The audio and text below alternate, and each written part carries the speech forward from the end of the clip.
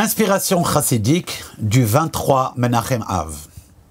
Ki chelek Hashem amo, nous dit le pasuk, car une partie de Dieu est le peuple d'Israël. Iyov le dira dans d'autres mots, il dira que chacun il a chelek Eloka mimal, une partie du Dieu de l'au-delà en soi. On a dans notre neshama en réalité une partie d'Akadosh Baruch Hu. C'est ce que Rabbi Shneur Zalman, l'auteur du Tanya, dans le 2e chapitre du Tanya, développe.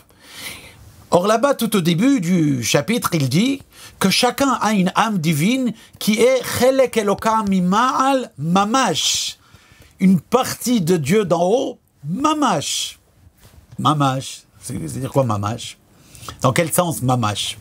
Alors, le premier sens, le sens qui est le plus logique d'expliquer, c'est dans le sens de véritablement, c'est véritablement une partie d'Akadosh Baruch Hu. Il ne s'agit pas ici d'une émanation, d'un rayonnement qui a voyagé à travers un enchaînement des mondes jusqu'à arriver à l'homme. Non, ça c'est vrai pour le reste de la création. Notre âme divine est véritablement une partie d'Akadosh Baruch Hu.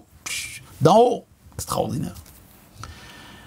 Le Rabbi Rachab, lorsque il a étudié avec son fils, le Rayatz, cette partie-là du Tanya, il lui a donné également une deuxième explication.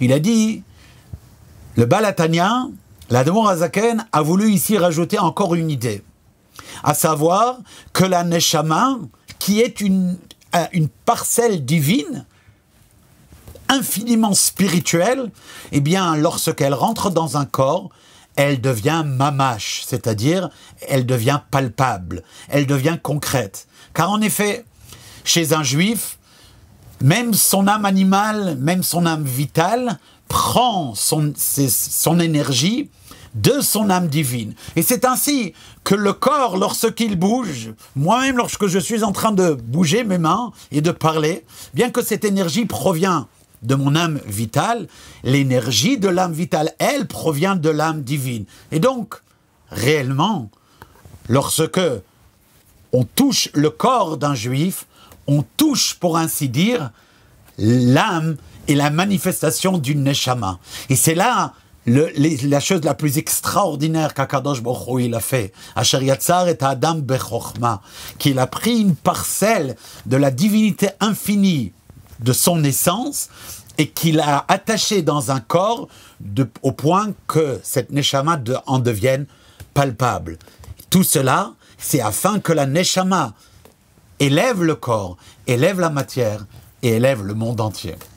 Kol Tov.